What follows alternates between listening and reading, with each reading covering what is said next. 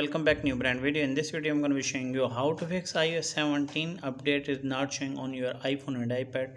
If you want to install iOS 17 but this update is not showing on your setting, so how to fix? First of all, open your setting and from here click on Wi-Fi and make sure that connect strong Wi-Fi connection. Turn on Wi-Fi toggle at least the 30 second you have turned it on, and after that go back.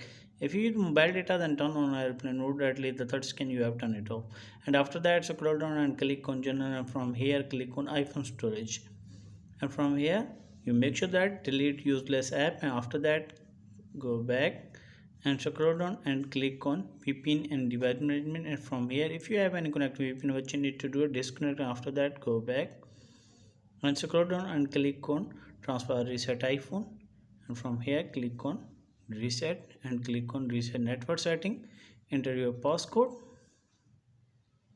and click on reset network setting. After reset network setting, check whether problem had been fixed or not. If the problem is not fixed, then go back and open again setting, scroll down and search for this Safari app.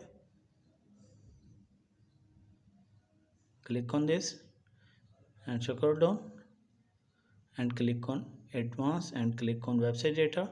And from here what you need to do is remove all website data.